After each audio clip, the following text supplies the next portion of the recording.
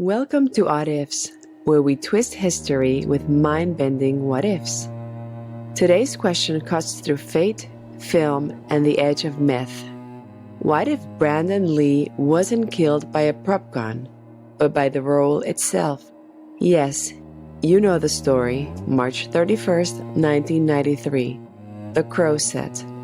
A dummy round left in a gun during a scene rehearsal. The bullet, lodged in the barrel from a previous take, was fired when a blank cartridge detonated it. Brandon Lee was struck, died hours later.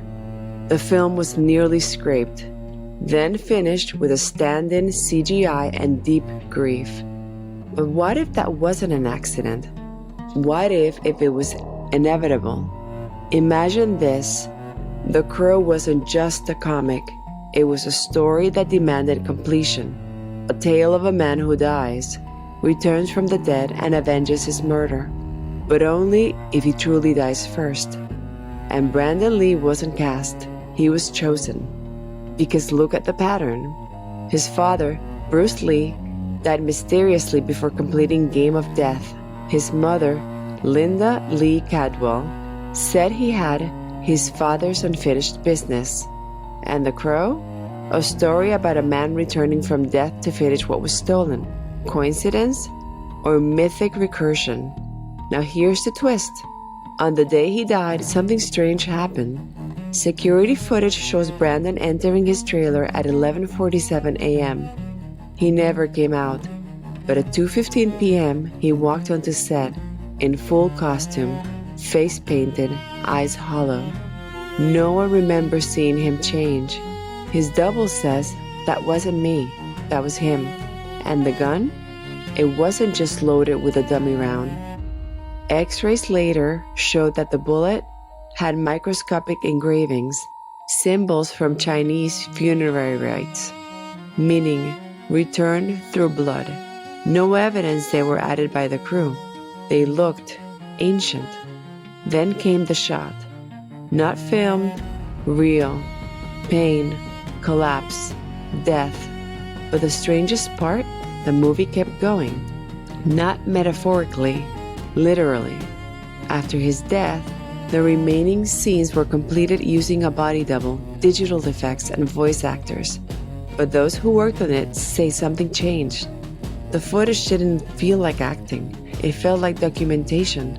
And the final scene, where Eric Draven ascends into light, becoming pure spirit, was shot in one take. No retakes, no errors. Just a beam of moonlight hitting the camera lens, and a raven flying directly into the frame, then vanishing. The crew froze. No birds were trained for that. No wires. It just happened. And when the film premiered in 1994, people reported dreams. A man in white makeup walking through rain-soaked alleys, whispering names, leaving black feathers on pillows, saying, "I had to die to become real." Then came the sightings. At midnight, outside theaters showing The Crow, people claimed to see him, standing in the shadows, not moving, just watching. And if you play the film at 3 a.m., some say the audio glitches, and for 1 second, Brandon whispers, "I'm still filming." Even weirder, every year on March 31st, the original script pages, stored in a sealed vault, are found rewritten.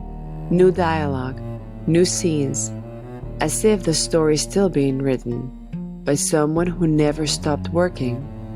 And those who read them vanish. Last seen leaving their homes at night, wearing a long coat, heading towards abandoned buildings, muttering, "The next chapter needs blood." Now here's the worst part.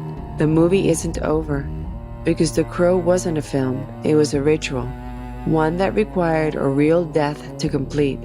And now that it is finished, it wants a sequel, and it knows who has to die. So what do you think? Was Brandon Lee killed by a prop gun, or was he consumed by the role he was born to play? Drop your thoughts below, and if you loved this strange detour into mythic horror, smash that like button, subscribe to What Ifs, and hit the bell so you never miss another bizarre what if.